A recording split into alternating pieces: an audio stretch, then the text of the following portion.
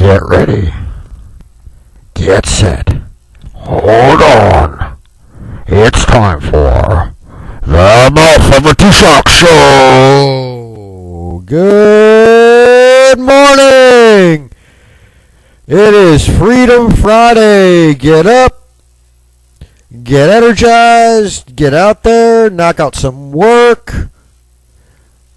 And listen to the show while you do so. Or if you're listening to a podcast later on in the day, enjoy it. But don't forget to get yourself end a good, productive week. And a high note, get everything done and accomplished. Raise your arms in a V and cheer nice and loud. I did it! And then go and enjoy the fruits of your labors over this weekend.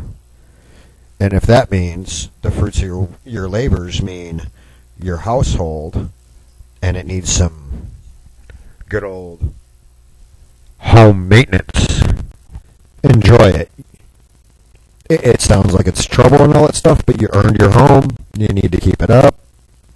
It might be time to do a little bit of that. Whistle while you work. You know, tip back a good cup of iced coffee or cold water or beer or whatever your poison is. The best one, I think, of course, is a good healthy mixture of half lemonade and half iced tea. Make that good southern sweet tea. And do a little bit of work around the house. Do some nice and early in the morning before it gets too hot. Then kick back, listen to the baseball game, or whatever you want to do. But enjoy your weekend. That's the main bottom line point. That's where I'm getting around to. And even if that enjoyment means working around the house and fixing some stuff up, you can still have some fun with that. You know, get the family involved, turn it into a game, see who can pick the most weeds in 5 minutes or whatever. But it's time to relax and enjoy what you've earned. So, how's everybody doing this weekend? Or what are your plans? I plan on trying to enjoy the weekend myself. Got some things kind of lined up. One thing I'm going to do is probably over on my own personal blog site, Mental Aikido, which is PG-Matuszak, that's Matuszak, at .blogspot.com. I'm probably going to do a write-up considering 45 years ago this Sunday, a very amazing event took place. I was 364 days old when this happened. So I was alive. I was seated in front of a television and had no bloody idea what was going on around me, but somehow it still made an impression for the rest of my life. Probably because as I got older, I saw some of the other similar events take place during my early childhood. But, of course, I'm talking about the 45th anniversary of Neil Armstrong stepping out of a space capsule, putting his feet into the moon dust, and uttering those famous words, "One small step for man, one giant leap for mankind." We had, as a species and as a country, as a nation, we had left the terrestrial dirt and set our feet through, the proxy of Neil Armstrong, of course, firmly on the dirt, on the ground of a different spatial body. And this was supposed to be the next step towards further exploration of other planetary type entities, such as going to Mars and looking at some of the larger asteroids out there, which I just saw a special recently on the Smithsonian Channel. For those of you that don't get the Smithsonian Channel, I happen to get it for free on my little Apple TV box.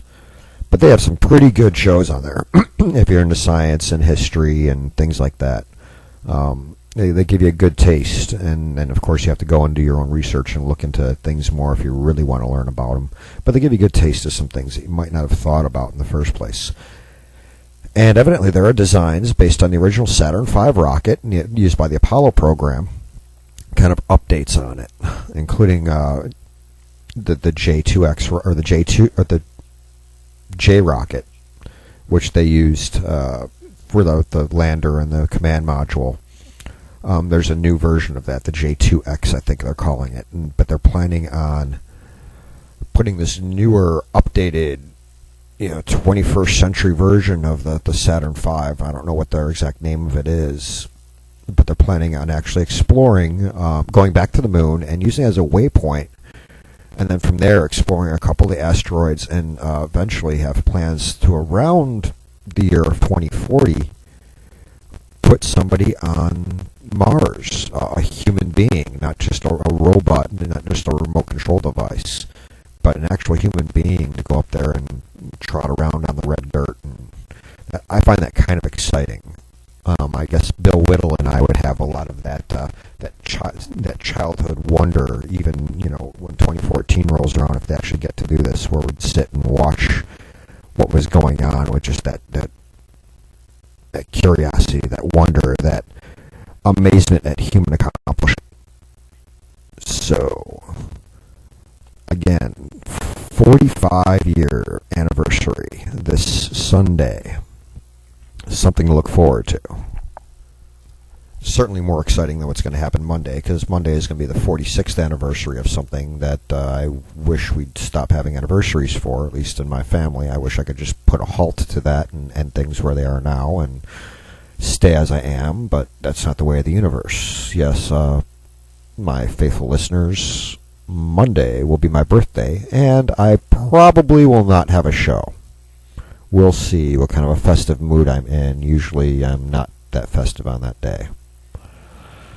So, that's the good news going on. There's all kinds of good news going on. This is Friday. I like to talk, I prefer to talk on a little bit happier things on Friday. It's kind of my version of the lifestyles and living sections on Sunday being nice and thick, and your old print newspapers where you can actually sit back and enjoy things in a newspaper without screaming and yelling at some politician or some idiot that did something or some crime or whatever in the news. You can actually look at what to do, make plans for the next weekend, look at resort and vacation spots, and kind of just see what's out there in life to enjoy, or to spend your money and time and the fruits of your labors on to enjoy your life.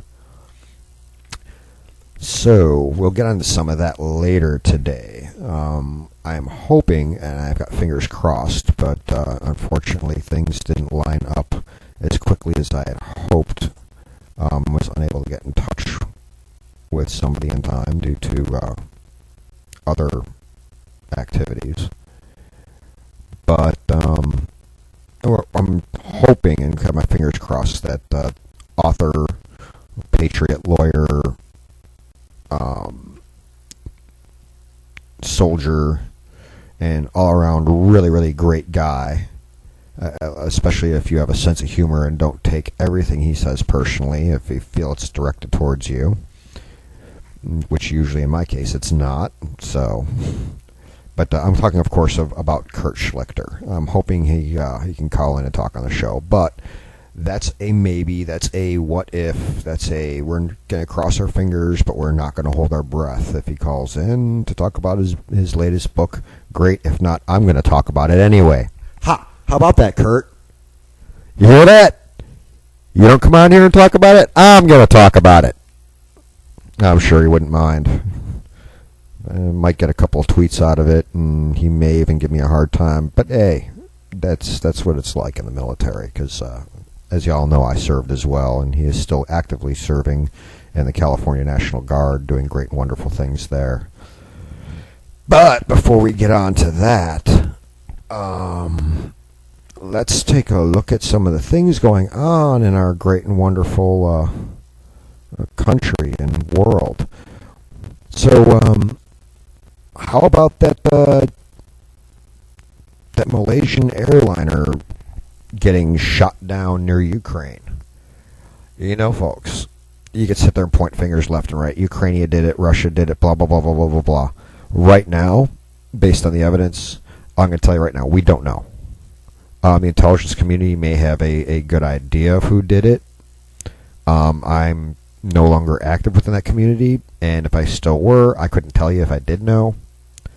But as no longer being part of that community and no longer digging through all those fancy, hidden from the public type things, just looking at the news of the day and knowing the history of the region and everything, I can put my guess on this. And this is this is what we call a swag.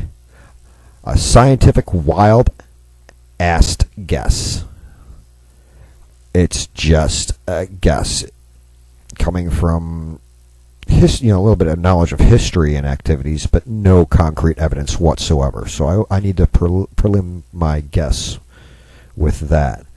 But I'm going to say it very well could have been the Chechens, or Chechenians, or however you want to pronounce the people from that region. I think it may have been them maybe trying to spark something. But I'm sure that Alex Jones or somebody's going to have some conspiracy and say it was actually our CIA that did it, or something whack like that. Until we know and have the evidence, we can't really say who did it. But I'm just going to say I think the Chechens may have done it. Because the Ukrainians, if they did that, they're basically asking us for us to pull out any kind of assistance or aid to them.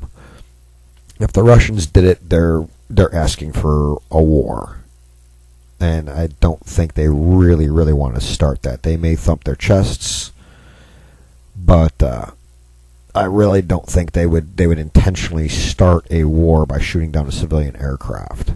And again, I don't think the Ukrainians did it. So that leaves a big question mark as who.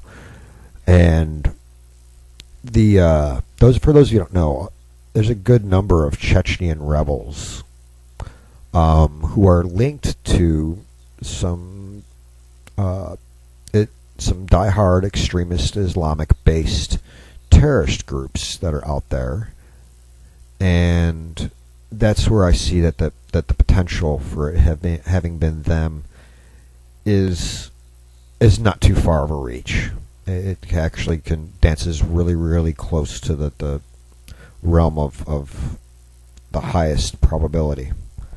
But again, when the evidence comes out, we'll have better ideas, and I'm sure some of that will come out into public light. I'm sure other stuff, of course, will be kept in the classified realms, so that whatever action that needs to be taken, if any, can be taken, if any is necessary to be taken.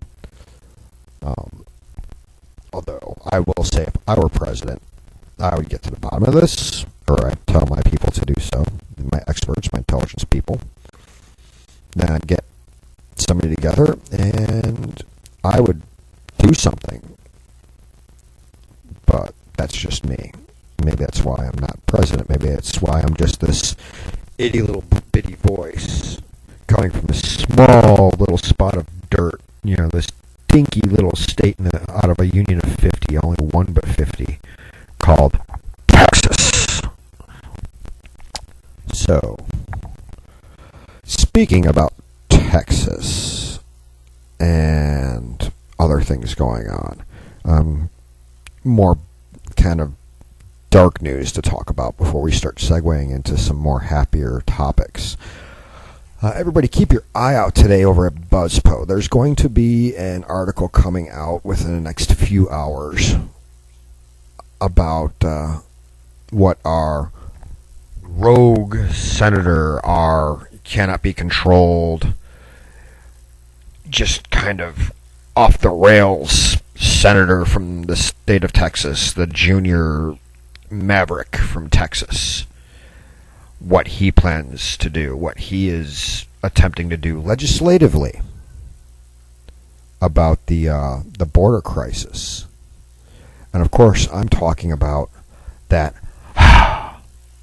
No, not Senator John Cornyn. He's the one who filed a bill that Looks like it can do something and could do good things, but then the fine print says maybe not as much. Jury's still out on that one. You have to weigh the good with the bad on that one, but I'm not talking about John Cornyn's bill. I'm talking, of course, about Senator Ted Cruz. I like me some Senator Ted Cruz. He's a great guy. He is really representing Texas and the United States as a whole. With what he tries to do there, he's really doing what he thinks is best and what most of his constituents, believe it or not, think is best. Which is exactly what a senator should be doing: is representing his state in the union at the federal level in the legislature. But he has now introduced his second bill in an attempt to kind of slap a little bit more than a Band-Aid, but actually, take care of this problem we have at the border, if not take care of what's going on now, but more to prevent more of it from happening in the near future, and kind of try to shut off the valve that's of this water that's flooding in. And by water, of course, I mean minor illegal children coming across the border, mostly from non-contiguous countries, which get the little moniker OTM, or other than Mexico, within our federal bureaucracy. That's what they call them. I just call them illegals. It doesn't matter what country they come from, what color their hair is, their skin, their eyes, or the snot coming out of their nose. I don't care. They're not supposed to be here. And the people sending them here, the people using them as pawns, are evil. Period. They're doing the wrong thing, and they're forcing these kids to do the wrong thing, which it makes it even more vile. Forcing kids to break laws and risk themselves and risk their lives and spread disease in the process. Not cool. But Cruz has filed his second bill, and what I'm hearing is going to be a trifecta of bills. The first one he filed was an attempt to kind of reel in the Deferred Action for Childhood Arrivals Act, the DACA Act. That was the first one. And then his second one, which kind of got announced really early this morning to a select group of people. I guess he's supposed to be filing it today if he didn't file it late last night. But it's basically to stop the DREAM Act. DREAM Act sound like all nice and wonderful, and let's give people a chance, and these kids are here by no fault of their own, so we should be good Americans and extend some kind of a helping hand to them. Okay, I know that whole argument. It sounds great. It sounds wonderful. There's people on both sides of the aisle who agree with it. I'm a very charitable person. I can see how at least establishing private charities to kind of do that work, if the laws allow that to be done instead of just using taxpayer money, because I would prefer that not happen. But I could see how that could be construed as being a good thing. However, it has its bad side, and that's what Senator Cruz is kind of hinting at here. It may have had good intentions, but the road to hell is paved with those. And the problem is that the DREAM Act served as a huge magnet, a giant incentive, a giant, honey-covered carrot dangled in front of these parents in these other countries, saying, you don't like your living conditions here, want better for your kids? Sneak them into the United States, and the United States will give them free college education. And they won't get deported until after they finish college. And then, if we deport them, well, they've already got a college degree, so they can come back and change things in your country. Or, because they've been here so long, maybe by then they'll just be given U.S. citizenship and a free college education to boot. And you can see how that would incentivize and motivate some of these parents down in these other countries to be willing to break international laws and sneak their kids into our country and risk their kids' lives by having them subjected to brutality and rape and molestation and potential sex slavery and potential abuse, potential just sweatshop type slavery and diseases and parasites and death in many cases, to have the possibility to come here and get a free education and get given U.S. citizenship for doing the wrong thing, or for the parents forcing them to do the wrong thing. So, given that the crisis, the humanitarian crisis that we have going down here, and it really is a humanitarian crisis when you think about diseases being spread and communicated to U.S. citizens because of these kids that are being shoved into basically what appear to be, if you're able to go and get a glimpse of them, concentration camps, because they're so overcrowded. They were never built or meant to house this many people. So they just don't have the space, and they don't have the personnel to take care of these kids. And until we can ship them back, no matter how expedited that might be, still we don't have the room to process them. So how do we end this crisis?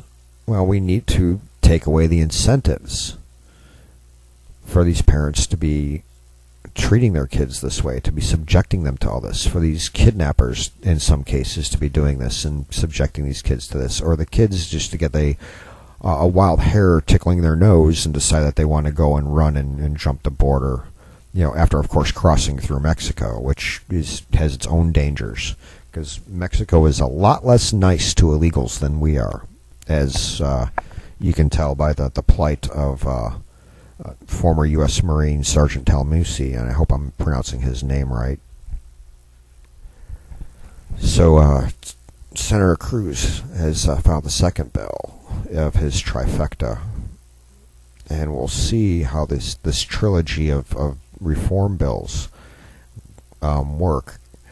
I'm not going to hold my breath on them getting passed. They make a great statement. If they get passed, they will actually do something. They will actually do a lot of good. The problem is, you have people like Dirty Harry Reid, or Dingy Harry, and even in the House, you've got people like, even from the Republican side, you have Speaker Boehner, who may not be so accepting of such a as I'm sure they'll look at it, an extreme measure. Well, you know what? It's not an extreme measure. It's turning off an extreme measure. Because that extreme measure that was instituted needs to be shut off. So look for my story, which is going to be pending. It should be out soon over there on BuzzPo. And if you're listening to the podcast, the story's probably up already, so go over to BuzzPo and take a look at that. Speaking about BuzzPo and other sites out there that I'm affiliated with, the individuals who are kind of taking over the Brenner brief from her, the one who shall not be named. They belong to a group, that's kind of affiliated with the Liberty Alliance, known as the Tavern Keepers. A bunch of great people, by the way, that are coming in and trying to keep the site afloat. I've made a tentative agreement, verbal agreement with Renee Nall to kind of stay on, and she put me back in my position there as managing editor, at least on a temporary basis, and we'll see what future that holds as things unfold over there. So there are some things going up back over at Brenner Brief. If you want to go and take a look over there, we're actually filing some stories again. Yay! So the writers are getting their stuff up, and so you can read it and see what's going on over there. And Paul Austin Murphy filed a story. Well, he filed it a while ago. We finally got it published for him. That talks about some some things going on, and his story is worth taking a good look at. And he talks primarily about the strife going on down between Gaza and Israel, which of course you all know is now evolved into ground operations, military operations on behalf of Israel to kind of stop these terrorist attacks. So he's got a good write-up on that. And then Tim Burton has a great story that he filed early this morning or late last night. But anyway, we put it out for him this morning. And his ongoing reporting about what's called the Trojan horse scandal over in Britain, where a certain group of religious extremists have decided that they wanted to take over the education in UK public schools and kind of force their not only force their religion, but their extreme view of that religion onto people who don't belong to that religion. And kind of some scary things going on there, and it's inflating a lot of dialogue, if you want to call it that, a lot of rhetoric over there back and forth. So really interesting to see what's going on across the pond. So go ahead and take a look at that, and then thank the stars that we have religious freedom here in the United States, that God or God's given right to worship as you see fit and maintain your relationship with your deity as you so wish, as long as you're not harming others in the process. And that's what's going on pretty much over at Brenner Brief. Now, if you want my take on what happened all between me and she who shall not be named, you can go over to my personal blog site, and I kind of wrote things that were happening based on my perspective, things that I had some amount of evidence of or directly witnessed or directly experienced, and it's, of course, my perspective. So if you're really interested in that, you can go over and read that over on my personal blog site, Mental Aikido, if you care. If you don't, well, I put it out there to kind of just say, hey, I've heard a lot of things spoken, and people actually said negative things about me, claiming I did certain things, or wondering what was going on, because Sarah, she who shall not be named, and I were supposedly so close besties and everything, and that was not necessarily the case. I considered myself kind of a business partner, with her being more the senior partner. I had a certain level of responsibility on the site, but she was still kind of sort of the boss. And when your boss disappears on you, and then when she pops back up later and starts chewing your butt because you did things after she said handle it, because she couldn't be bothered, and then doesn't like the way you did it, you know, there's a problem with your boss. Maybe your boss should have said, here's how I would like it handled, here's the outcome I would like, I don't have time for all this, but, you know, if you have questions, get back to me. Which she did kind of do, it's just that she never answered any of the questions. So, but I'm not going to delve too long into what went on over there. You can go ahead and read my write-up, and that's kind of comprehensive. There's that word, comprehensive. But it kind of details things up to the point at where I wrote it on what was going on there. So go ahead and take a look.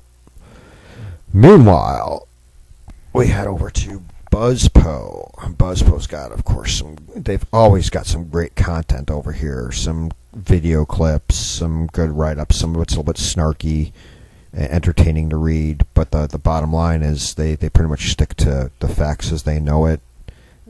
Sometimes put a little bit of their spin on it, which is all fine and dandy. And I have to toot my own horn here. I filed the story over there. Please go and read it if you're interested in what's going on with the VA scandal and the Veterans Administration and what such. I know we got the big thing going on with the border, and we've got what's going on with the Malaysian Airlines flight.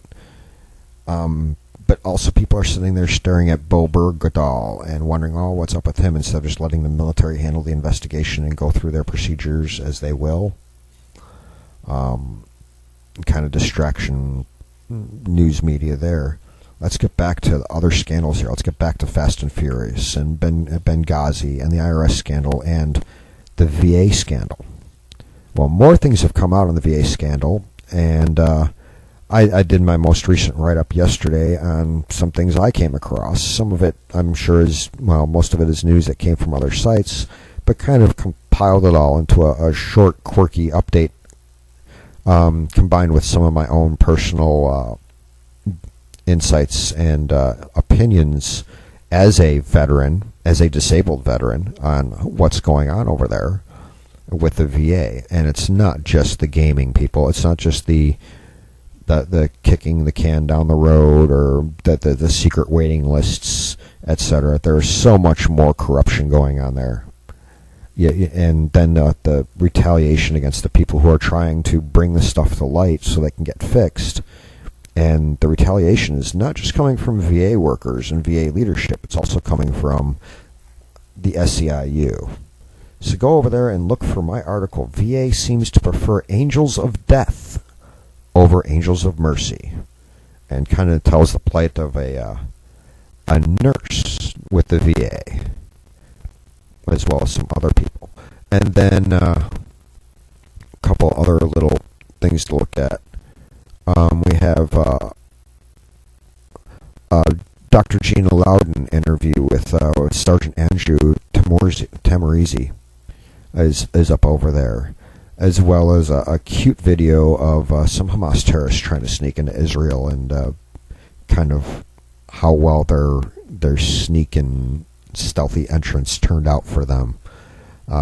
Quick video to see. You may cheer, you may laugh, you may be shocked.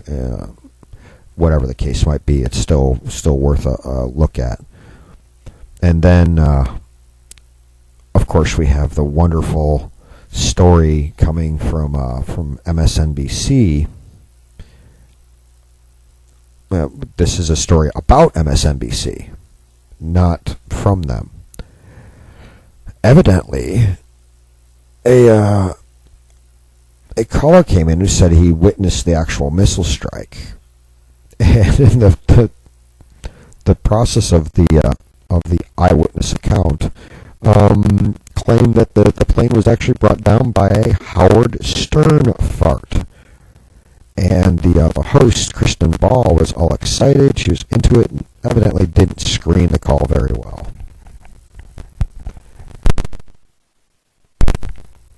And fell for the prank. So, the further story on that is also up over at BuzzPo. Go and take a look at that. And then several other stories that are worth reading, of course, including questioning if Google is trying to block D'Souza's latest movie, America, and trying to manipulate those searches so that you can't get over there. So, good write-up on that. Go take a look at that. And a couple other good stories. One about Obama allegedly funding a kiddie jihad where 20 rockets were fired, or from where. So go and take a good look and read up at that article. I'm sure you'll enjoy that. Get some Snickers, get some facts, and get some entertainment along with your news and some actual factual evidence or reporting or news there. And then a really good one to look at is right there on top currently. By the time if you're listening to the podcast, it'll be done a little bit, but it's by Eric Reed. And Eric Reed normally writes on Second Amendment issues for BuzzPo. He's a great writer over there. Always wonderful to read his stuff. His take on things is such a breath of fresh air, especially for those of us who actually love the Constitution. That's all of it, all the main articles, and of course all the amendments. Although I'm not a big fan of the 16th, but it's part of the Constitution, so I'll accept it for now. You got to take the little bit of bad with a whole lot of good. But anyway, I digress. Eric Reed filed late yesterday about President Obama arriving in Delaware and the kind of welcome he got over there. Let's go over and read that story, but I'm going to give you little snippets of it. Eric Reed writes, Obama landed in Delaware at about 11:45 a.m. local time to discuss the 495 bridge, or the 495 bridge situation. The bridge allegedly started to tilt after an unknown party dumped 50 tons of soil next to it. And the bridge repairs are estimated to cost $20 million tax dollars. So the warm welcome to Delaware was organized by Martin Nicholson, a veteran of the U.S. Marine Corps, and the Northeast Regional Coordinator for Gun Rights Across America, the Oath Keepers, and Three Corner Patriots were also well represented with the group that kind of represented veterans as Obama's motorcade drove by. And if you watch the video that's there over at BuzzPo, you can hear Nicholson giving commands to the veterans, and they all turned their backs on the president. How dare they? Hey, how dare you, Mr. President? The way our veterans were treated? How dare you? You turn your back on America. You turn these back on these veterans already. You're just getting it back in kind. Okay, the end of my my soliloquy there. Anyway, they all turned their backs on the president as the motorcade passed by. Go ahead and watch the video. It's only about a minute and a half long, but it's very, very impressive. And Mr. Reed has some quotes in there from Nicholson and other people actually talking about the involvement in the event. But one thing to note is exactly what I just interjected earlier, is that Obama and his administration have turned their backs on veterans. They have turned their backs on our soldiers. If you look at what's going on in Iraq right now, you don't need any more evidence of the turning the back on our soldiers, because they sat there and fought for the freedom of that country, and the mission wasn't complete yet. We weren't done yet. It wasn't fully stabilized. Wasn't ready for them to take up the reins yet. But what did he do? He said, I'm going to end the war. I'm going to bring everybody home except for a small group of people and leave the rest there as lambs to the slaughter. So rather than ensuring victory, on the cusp of victory, he pulled us out and enabled our enemies to regain their strength and to refit and to come back harder. Exactly what happened in Vietnam, if you remember, or if you're not old enough to remember, if you do your research and look at it. We had Vietnam won until we pulled most of our troops out and left nothing but a small group of advisors. And what happened a couple of years later? Saigon fell. Well, I hope we don't have a good night Baghdad situation going here. Have Billy Joel Jr. Doing a song about the fall of Baghdad, later on, in 10, 15 years. So, and then of course, there was the appointment of Shinseki to the VA in the first place, knowing full well his record as the Secretary of the Army and the wonderful things, said as sarcastically as possible, the wonderful things he did for the Army when he was the Army Chief of Staff. Probably the least liked Army Chief of Staff in history.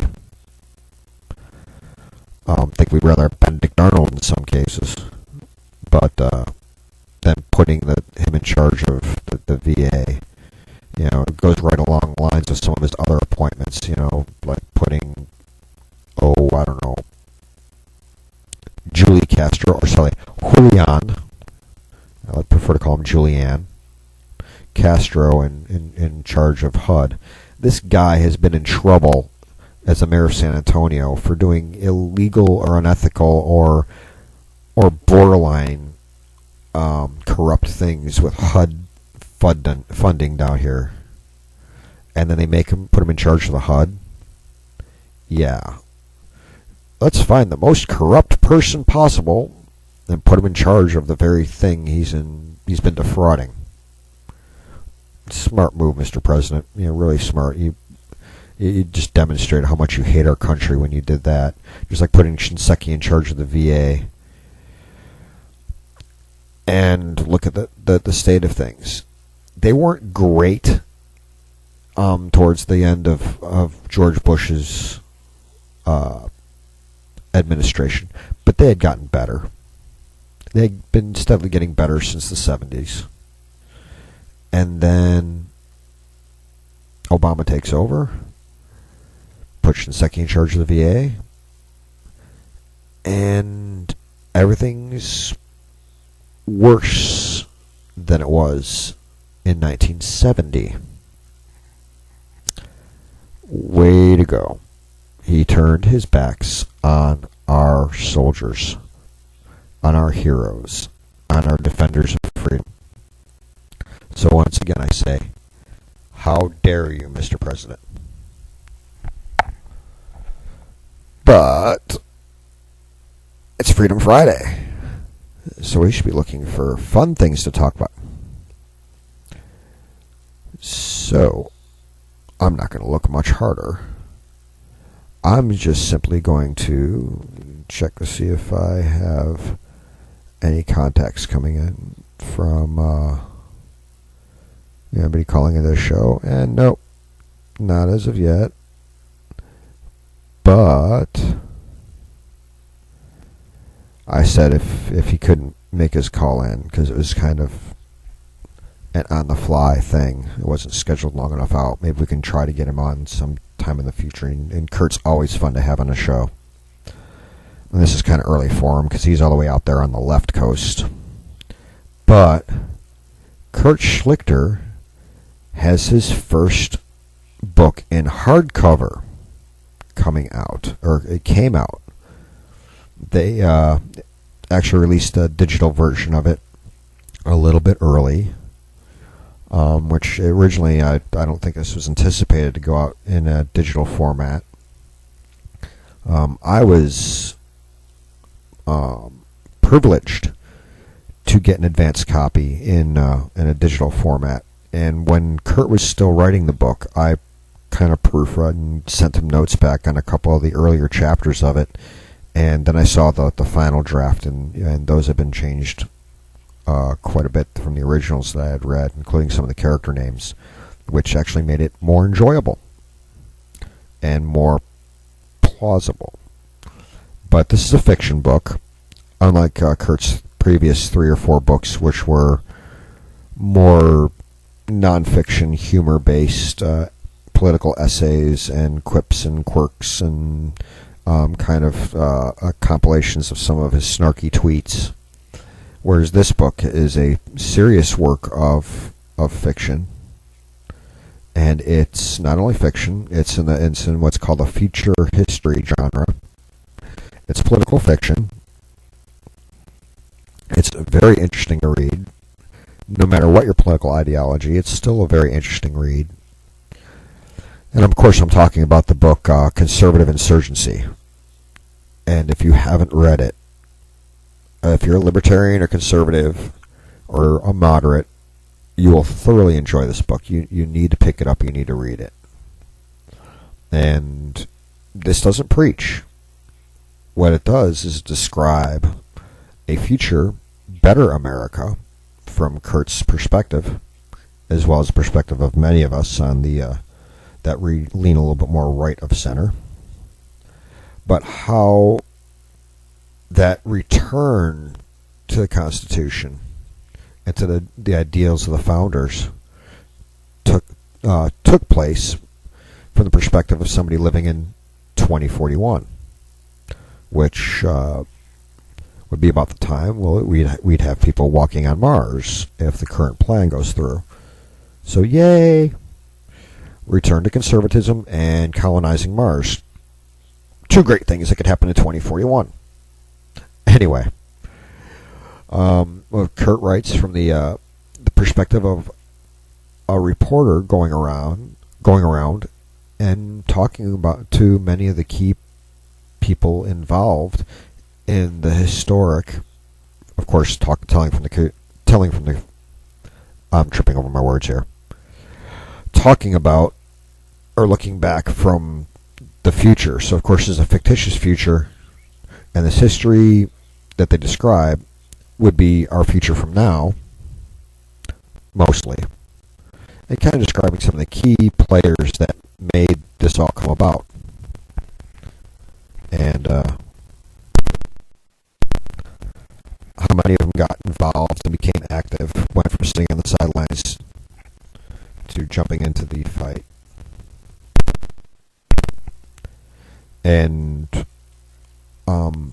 how they had to do things and how they had to go step by step, and how it had to be a kind of a slow process to actually bring that about, and even some of the bad things that had to happen in our country in order to ignite that movement to bring us back to greatness. And that's the happy ending of the story, is that we do return to greatness, a greatness that we once had as a nation. A lot of us will still see the greatness here, despite some of the not so great things that have gone on. But it becomes America so much better. Puts it sort of one way to see it is back on track, and firmly on track by 2041, according to the book. So, if you haven't read Kurt's book, it's out in hardcover. Yeah, I think it's hardcover. Kurt can yell at me later and say, no, it's just a good softcover. But it's out there. You can purchase it through Amazon or Barnes & Nobles. Probably will pop up in some of your regular book sniffer meeting sites, otherwise known as like Hastings and other bookstores, maybe even libraries. Talk to your local library, get them to order a copy, and then share the joy, share the love, share the caring, and bring it into your local Starbucks and have the tattooed, pierced, liberal arts, gender studies student fetch your latte, and then let him know, or her know, that she can go to the library, or he can go to the library, and borrow a copy of taxpayer-funded and purchased Conservative Insurgency by Kurt Schlichter. Actually, better idea, rather than using taxpayer funds, buy yourself 2 copies, take one of those copies, and walk it down to the library and donate it. There you go. Even better. Get that private charity thing working. So much better idea. In fact, Kurt, I just may do that. Maybe. We'll see. We'll see how accepting my my local library is to a copy of your book. But if I buy 2 copies and I donate one like that, next time I see you, have your fountain pen out. I want you to sign it. I'll even pay you $3 for your signature. Maybe more if I can use it for... No, I don't do that kind of stuff anymore. Don't do it any less either. But of course I'm talking about, snarkily, tongue-in-cheek saying that I'd use his signature to forge his name on something, but I'd never do that. I'm not that good of an artist anyway. But Kurt loved to have a signature on one of your works, considering I have copies of all of them, including the digital copies of your previous books. So Kurt, I'm sure you're going to listen to this, since you couldn't be on the show for one reason or another, and I know I kind of asked you at a late time there, which probably prevented you from being able to come on. So if you're listening to this podcast later on, from me to you, have the fountain pen ready, and I hope everybody reads your book and good luck with it. And I'm going to see about donating a copy to the local library too. So you might want to do the same there out in on the left coast there in California. How can I find a better way of saying that state's name without using a name that's used for a television show? I mean, come on. I know we're winding down here, but I really have to tell this story, folks. The last time I was in California, I went from Arizona. I was going up to Northern California for a wedding.